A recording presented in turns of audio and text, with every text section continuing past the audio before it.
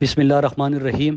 میرے پاکستانیوں، آپ سب کو پتہ ہے کہ آج عمران خان جن کی زندگی کو شدید خطرہ ہے، اس کے باوجود عدالتوں کے احترام میں پیش ہوئے، ضمانت بھی منظور ہوئی، لیکن اس کے باوجود چند لوگوں کی اناؤ کی تسکین کی خاطر نہ صرف عمران خان کو گرفتار کیا گیا، بلکہ جس ٹانگ پہ عمران خان کی گولی لگی تھی اس پر ڈنڈے برسائے گئے، تشدد کیا گیا، ان کے سر پہ چوٹ راڈ مارا گیا، اس سے چوٹ آئی۔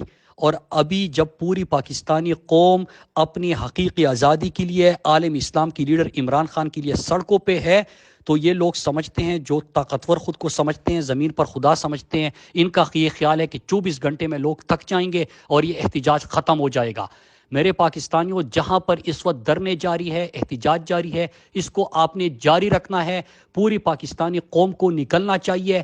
آپ سب گواہ ہے کہ عمران خان اس پوری قوم کی آخری امید ہے۔ یہ عمران خان کو گرفتار نہیں، یہ عمران خان کو جیل میں نہیں رکھنا چاہتے، بلکہ عمران خان کو مارنا چاہتے ہیں۔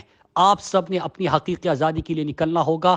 ان جھوٹے خداؤں کو، جو زمین پر خود کو خدا سمجھتے ہیں، ان کو بتانا ہوگا کہ آپ کے فیصلے نہیں ہو سکتے، کہ بند کمروں میں بیٹھ کے کسی کی زندگی کا، پاکستان کے مستقبل کا، ہمارے بچوں کے مستقبل کے فیصلے آپ کریں۔ آپ کو کھڑا ہونا پڑے گا۔ اور یہ جو لوگ سمجھ رہے ہیں کہ 24 گھنٹے بعد لوگ تھک جائیں گے، آپ نے تھکنا نہیں ہے میرے پاکستانیوں۔ آپ نے بتانا ہے کہ انقلاب ہمارے دروازوں پہ دستک دے رہا ہے، پاکستان بدلنے والا ہے، اور انشاءاللہ پاکستان بہت جلد بدلے گا۔